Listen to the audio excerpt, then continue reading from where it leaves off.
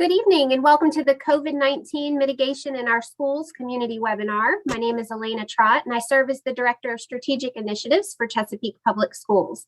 The purpose of tonight's webinar is threefold.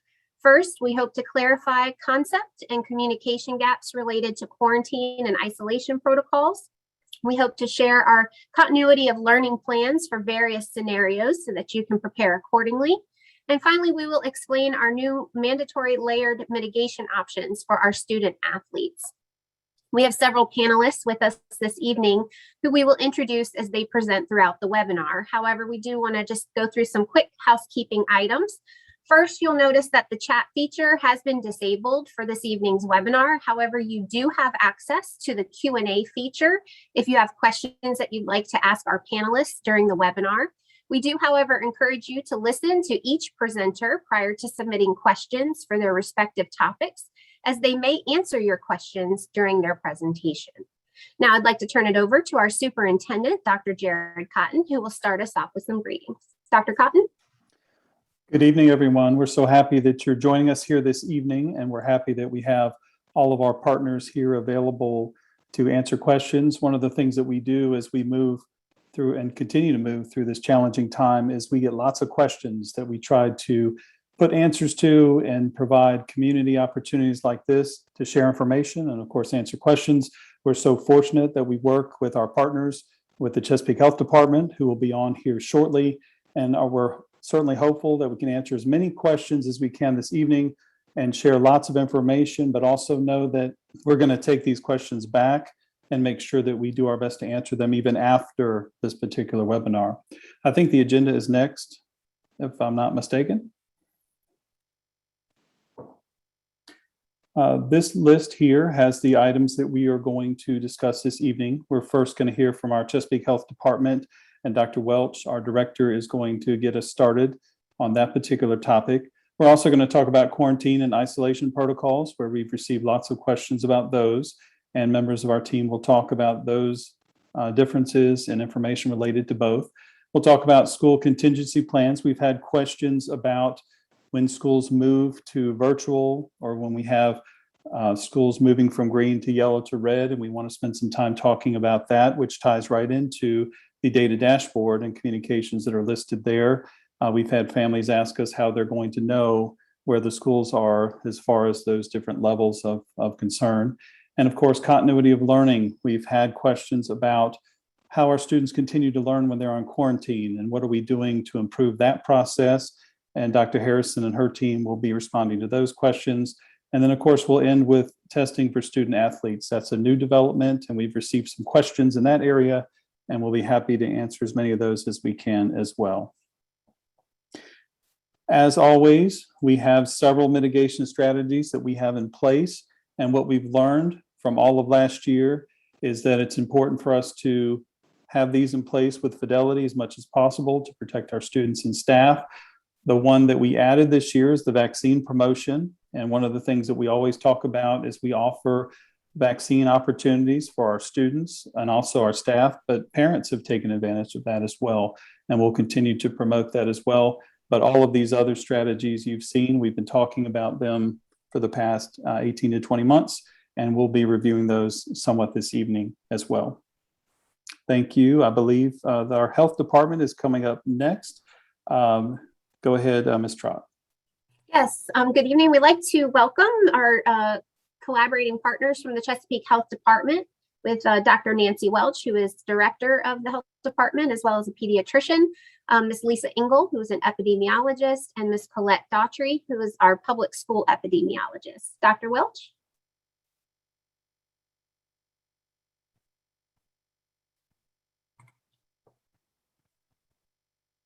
We're having a hard time hearing you, Dr. Welch.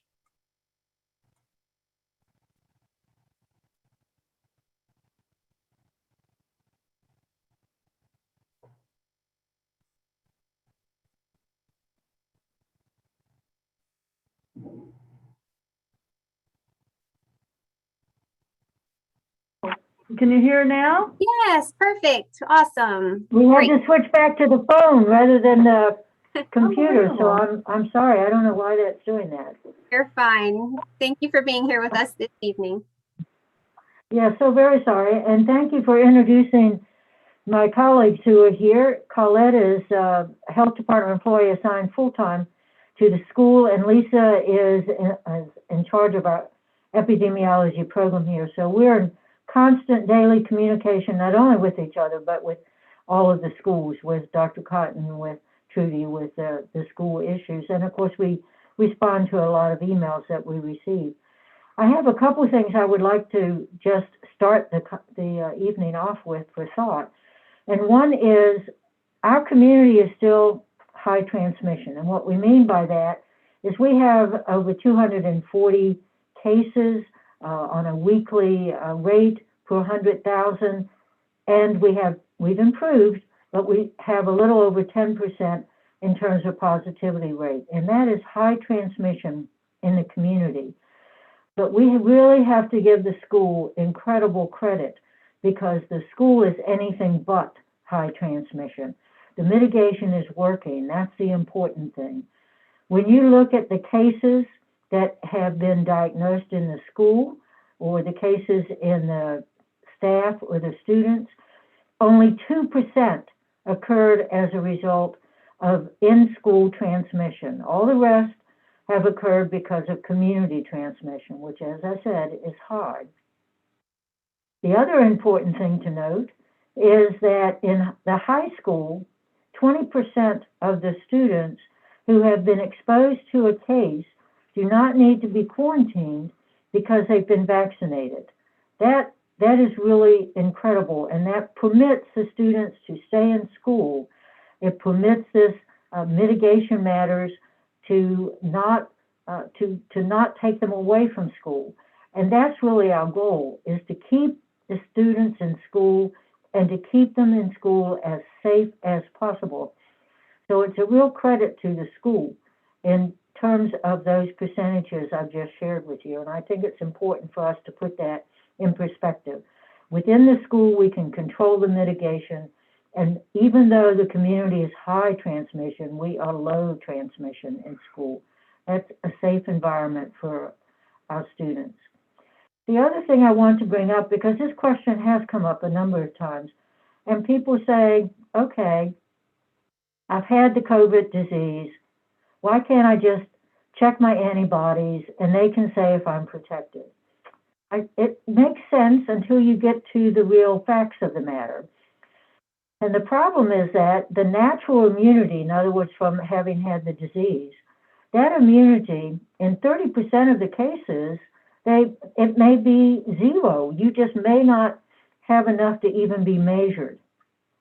And even if you have measured immunity and measured antibody, from a natural disease, it fades in about 90 days, whereas from immunization, it's there for at least 6 months. That's why the booster is at 6 months, actually, rather than 8 months. So the natural immunity alone is less than half as effective as the vaccination or natural immunity and vaccination. So it's important, even if you've had the disease, to be vaccinated. And I know a lot of people are asking, okay, I've been vaccinated, it works, and yes, the vaccine is effective. With Delta, its effectiveness has gone down some, but it is still effective. Why do vaccinated people need to wear a mask in school? There are a couple of things to understand here.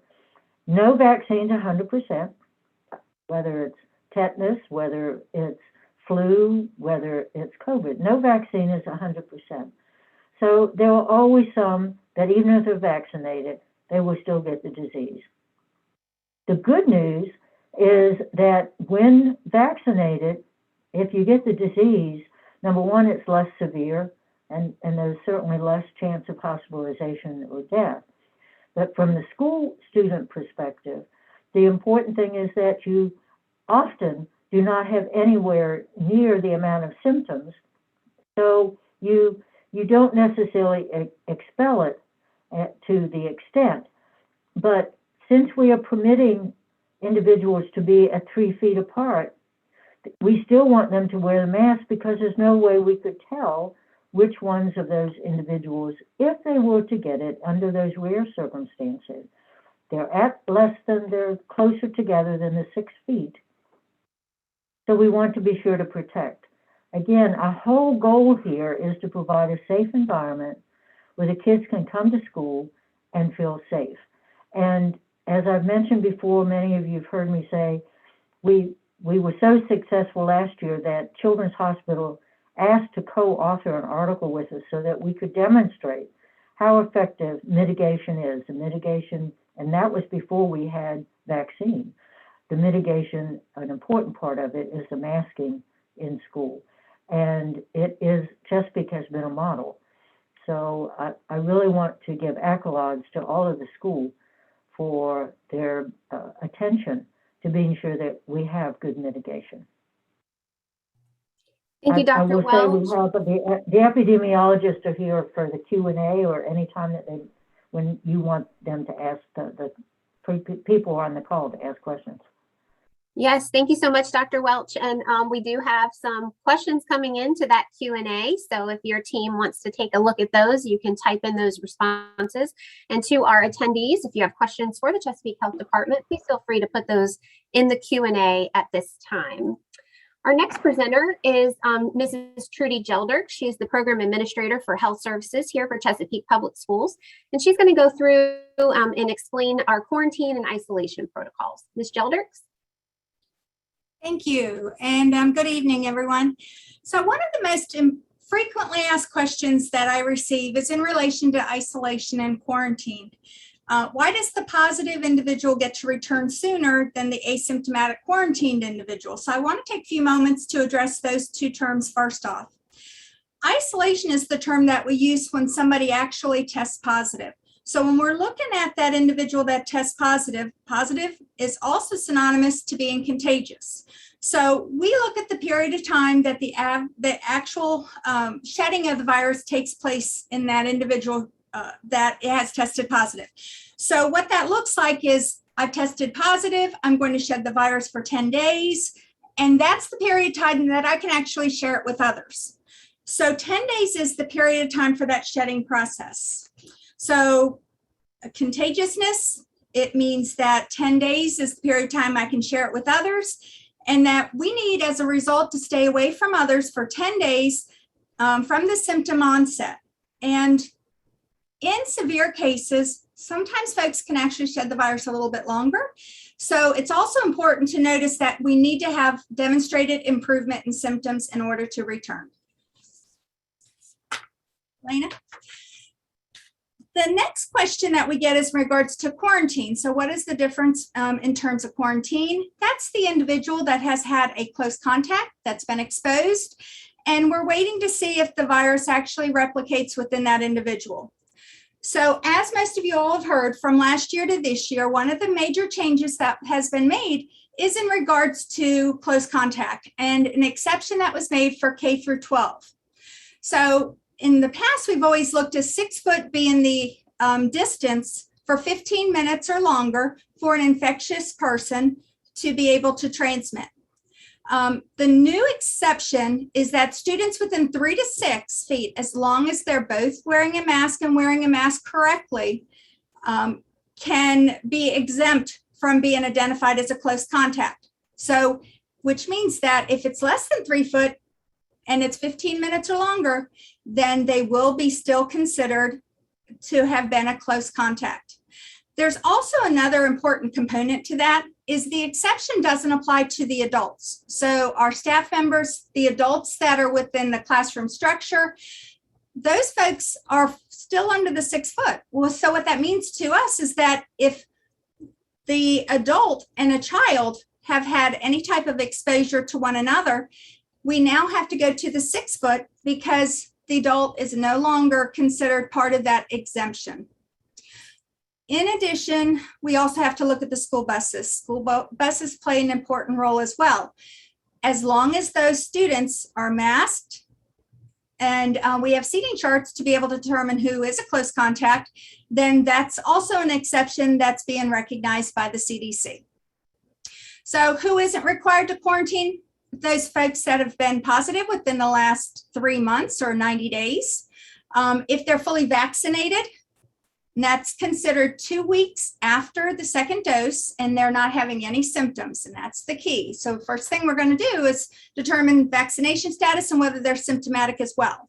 And then lastly, they must continue to wear masks at all times, because even though they are vaccinated, we still ask for those individuals to continue wearing a mask for 14 days to make sure that there's no early onset of symptoms before people recognize and can transmit the virus. Next. So to clarify that, and here's another chart to take another look at it. So regardless of whether the students are wearing a mask or not, if you're less than 3 feet for 15 minutes, you're going to be identified as a close contact. If you're 3 to 6 and everybody's wearing their mask well, then they're not a close contact. But if only one of the two are wearing a mask, or if neither are wearing a mask and they're between 3 and 6 feet, then they will be identified as close contact. And then lastly, that 6 foot mask doesn't play a role in the deciding factor at that point. 6 feet or greater distance, 15 minutes or longer, they're not going to be considered a close contact. So the next question that we get a lot is in terms of our quarantine. And I know that quarantine period of 14 days can be a hardship in many different ways. So the CDC actually has quarantine length of period as the preferred for 14 days. So what that means is even at 14 days, there's still a 3% risk that the individual is going to test positive after that 14-day period. There's a 10-day and a 7-day that people bring out to us quite often. And both of those also have risk associated. So 1 to 10% will still test positive after the 10-day. And at the 7-day, we're still going to see another 5 to 12% risk that the individual will test positive after the 7th day. So recognizing that risk, Chesapeake Public Schools did discuss it with the board at the last board meeting, and did make an alteration to the quarantine to give parents an option. So beginning October 4th, we're currently watching, monitoring, and evaluating the 10-day return to school and work for students and staff who've been quarantined. And what that means is that they can test on day 10 and return on day 11 with a negative test and being asymptomatic. So those who don't provide a negative test will continue to complete the 14-day quarantine before they return. But we need to make sure that those folks remain symptom-free. We'll still touch base with them, still continue to monitor them. But we want to make sure that parents knew that that was an option. And if there's any concerns whatsoever regarding access to testing, please speak to your school nurse. We have options and testing facilities that we can refer to. The last question that I get most often has to do with household contacts. So we talk all the time about the non-household contacts, and that's primarily what we just focused on. But we recognize that a lot of the transmissions happen in the household between family members.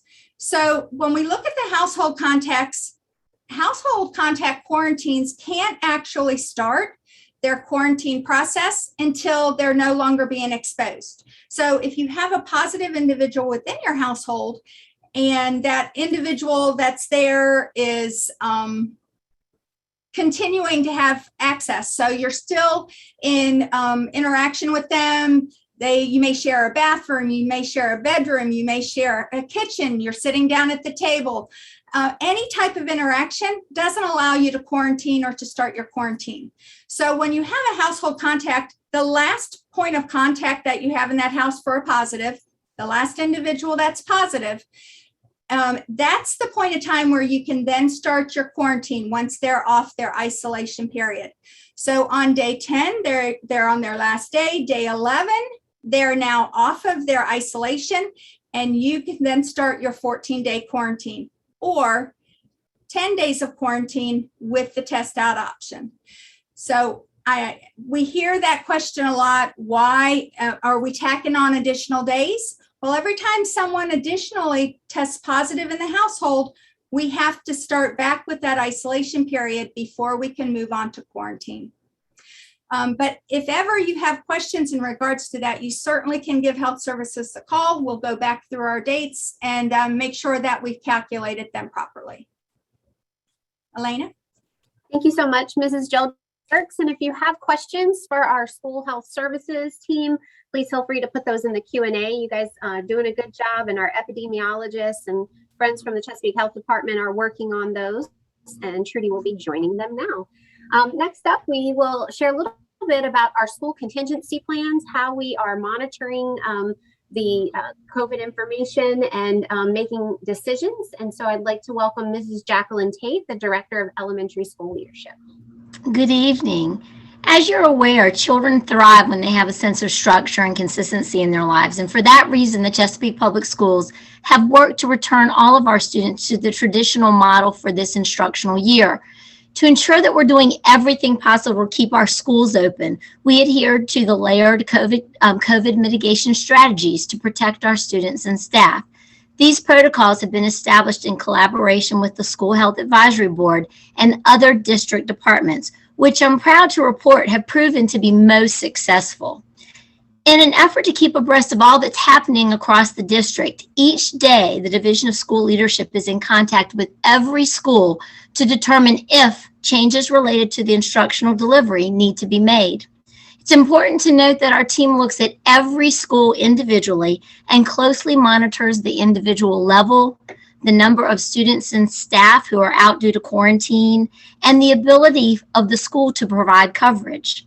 Because each school's staffing capacity is different, changes to the delivery model will be based on each school's individual needs. In most cases, individual students and staff are quarantined, but there may be situations where pockets and entire classes have to move to synchronous virtual instruction. It's important to note that in some situations, the switch to virtual instruction may happen very quickly and without notice, and we apologize for that. If transmission increases and they're more widespread, there may be instances where an entire grade level, a hall, or an area in a building is placed on quarantine and moves to virtual instruction. But again, it's based on each individual school. The most significant change to our instructional model would be to move an entire school to the virtual model due to an increase in widespread transmission. While we hope this does not occur, if and when students are placed on quarantine, parents will be contacted by the school accordingly, and arrangements and information related to the continuity of learning will be provided. Thank you. Thank you, Ms. Tate. Now I'd like to introduce Dr. Chris Vail, our Director of Communications.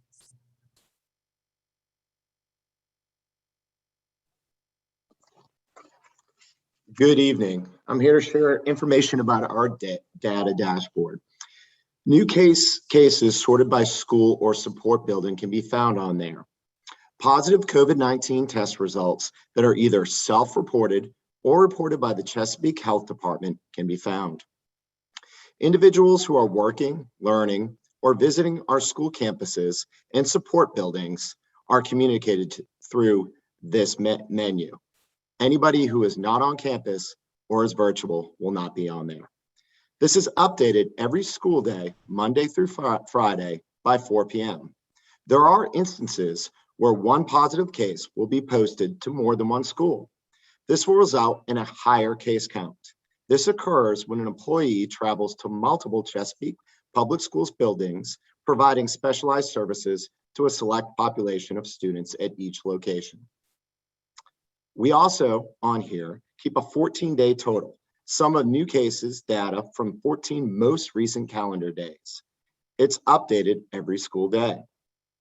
Our outbreak counter. This is a tally card, shows current total outbreaks present in Chesapeake Public Schools. An outbreak is defined by Virginia Department of Health by 2 or more lab confirmed cases in a defined area of exposure, such as a school. In this event that any public school has an outbreak, that school will be listed in the Virginia Department of Health school outbreak dashboard as well. If you look on our dashboard, you will find an asterisk next to a school that has an outbreak. For example, a student that tests positive for an outbreak and there is identified close contact, a classmate or a teacher that then is quarantined. If one of those quarantined people becomes sick, they are identified as an outbreak. So it could be 2 or more. Outbreaks are determined on our dashboard after contact tracing is completed and communications have been completed. Close contacts are immediately contacted by the school nurse once contact tracing is done. Close contacts are considered a priority, so they may quarantine and reduce the chance of transmission. We prioritize those who need to take immediate action. We want to avoid creating unnecessary fear or concern by contacting those not in close contact. So that is why not everybody in the classroom is contacted, or we don't contact everybody on the bus unless they are a close contact. You may also sign up for our updates. If you go onto our website, you will receive a daily email at 4 o'clock with our most up-to-date new cases. Again, if there are any questions, you can email me or send information to my department. Thank you, Dr. Vail. Next, we're going to move into our continuity of learning plan with Dr. LaToya Harrison, our Chief Academic Officer. Thank you, and good evening, everyone. We realize that it is certainly not easy for families when their children have to quarantine or isolate for an extended period. Therefore, we've put in place a continuity of learning plan with input from members of our community. Our primary focus is to help students continue their learning during these times away from their brick and mortar school buildings. When students have to quarantine, the first thing we ask teachers to do is to communicate with families regarding their plan for providing daily access to classroom instruction. Teachers may choose to provide access to classroom instruction either via Google Meet video conferencing or by providing access to recorded lessons using Schoology, our division's learning management system. This year, we are also requiring our teachers to post assignments and assessments in our learning management system so that students always have access to the instructional resources needed while learning from home. However, I do want to point out that these are new requirements and our teachers and administrators are working to put these new systems in place. We realize that providing instruction to students learning in person and learning from home at the same time can be very challenging. And we appreciate your patience and understanding as our teachers are working very hard to meet the needs of all of their students. In addition to providing access to classroom instruction, schools will also be providing support sessions for students while they are out on quarantine. This may include small group sessions during the school day or after school tutoring sessions. These support sessions will vary from school to school based on their available resources and staffing. However, all schools are committed to doing everything possible to support students while they are learning from home. Our special education case managers and gifted teachers will also be reaching out to parents and students to discuss the provision of special education and gifted services during these times. In some instances, service options may include home-based services, teletherapy, or other virtual learning opportunities that are appropriate for the specific students. In the event that special education services cannot be provided virtually, a student's IEP team will meet to discuss how services can be appropriately addressed. Also, it's important to point out that our division is now one-to-one, and at the secondary level, our students are already taking devices to and from school each day. However, our elementary students have access to devices during school. Therefore, when our elementary students are out on quarantine, Chromebooks will be made available for families to pick up if one is needed while the student is learning from home. Hotspots are also available by request for those students who do not have access to Wi-Fi at home. Our division has also invested in various digital learning platforms and resources that provide personalized learning pathways for students so they can work at their own pace through learning modules that are on their level. This includes programs like eSpark, Raz+, Dreambox, no red ink, etc. Your child's teacher can provide more information regarding the specific learning platforms that would be beneficial for your child to use while learning from home. This year, our CTE department has also implemented a new Nutanix server that allows students to have anytime access to specialized CTE software and learning resources from any location. Also, through our partnership with the Chesapeake Public Library, CPS students have access to on-demand 24/7 online tutoring through tutor.com. These are live virtual tutors who can assist students when they have questions or need additional academic support. And also through the support provided by our school nutrition services department, families will also be able to pick up 5 meals, breakfast and lunch from any CPS high school while they are out on quarantine. All of that information is available for our families on our division website.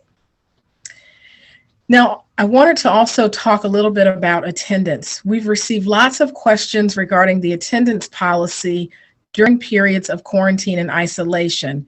And some changes have been made to the policy so that students are now marked present if there is evidence of a meaningful interaction during their time of learning from home. A meaningful interaction can include attendance at a synchronous teacher-led learning session, a daily check-in with the tutor or teacher, submission of an independent learning activity, assessment, or participation in an online discussion board in Schoology, or a two-way exchange of communication via email or video conference, etc. Now, when there isn't evidence of a meaningful interaction for a student on a given day, the student will be marked absence excused whenever there's not sufficient evidence of a meaningful interaction on a given day. And so that concludes the continuity of learning portion of the presentation. I also do want to thank all of our TNL directors who are here this evening and also assisting in the chat. And just please know that we're here if you have any questions or need any additional support. Thank you. Thank you, Dr. Harrison. And again, our teaching and learning directors and team are here. So if you have questions specific to instruction, please feel free to put those in the Q&A. Our next presenter is Mr. Kevin Cole, Supervisor of Student Activities, and Mrs. Trudy Gelderks will come back to assist him. However, I did want to let you know this is the final item on our agenda this evening for the webinar. So if you do not have a student athlete, you certainly don't need to stay for this part unless you're just interested in that protocol. But again, this will be the final item on our agenda tonight is student athlete testing. If you have a question that has been submitted in the Q&A and it's still sitting in the queue and you want to hang on for our team to respond to that, please feel free. But at this time, I'd like to welcome Mr. Kevin Cole. Good evening. Thank you, Elena. I would like to update everyone on our COVID-19 testing program for high school and middle school athletes. Chesapeake Public Schools decided to test winter athletes due to the high transmission rate in our communities and an increase in the number of athletes with COVID-19 during the fall season. Chesapeake Public Schools has received a grant to conduct weekly testing of our athletes. Testing is tentatively scheduled to begin on Monday, November the 15th for high school athletes. Testing is tentatively scheduled to begin on Monday, November the 22nd for our middle school athletes. Student athletes will be required to submit a consent form for the weekly testing. Student athletes who are fully vaccinated for COVID-19 should submit proof of vaccination to their school health advisor to opt out of the testing. Thank you.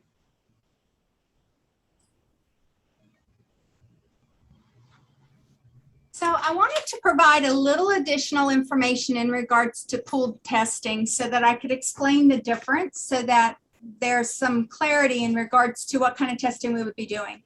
So pooled testing are actually PCR tests, which means that they take a number of samples from a number of different individuals and they pull them together and they run that pocket. So that one pool of tests will tell you whether or not anybody within that pool actually tests positive. If a pool tests positive, then they go back and depending upon the vendor, they either recheck and do an additional test, which would be a quick rapid, or they have an ability to retest the medium that those pooled tests were placed within to uncover who the positive individual was. But in most cases, it's actually a second test that's done, low nasal swab, just like that we did for the PCR, and it's resubmitted in and tested to identify who the positive individual is. So if the pool comes back positive, we're going to then do follow-up to figure out who the positive individual is so that that individual can isolate appropriately. So Virginia Department of Health also supports the follow-up testing. So once the individual is tested and the pool comes back positive, we'll continue to work with that pool to make sure that we are providing the answers that needed to be uncovered in regards to the positive test. The CDC also notes that fully vaccinated individuals can be excluded from the screening testing. However, the caveat to that is if the vaccinated individual is symptomatic, we're going to want that individual to get tested. So participating students, how it would look is the participating students in the particular team would be identified. Their swabs, lower nasal swab, would be obtained. They cluster those into pools or little cohort groups. Each pool's tested. The pool returns, if it returns a negative result, everything is fine. Everybody moves forward. However, if it comes back with a positive result, we're going to look for a follow-up confirmation test. And those individuals should be tested within the 24-hour period. And with that, if once we uncover who the positive test result is, that person is to isolate, and the other individuals are then determined who from that individual pool was identified as a close contact, or anybody within that team is identified as a close contact, and then we quarantine accordingly. So that is the process in regards to pool testing. So I wanted to make sure there was some clarity in terms of what that was. Elena? Thank you so much, Mrs. Gelderks. And I do see that our team is still working diligently on our Q&A questions here.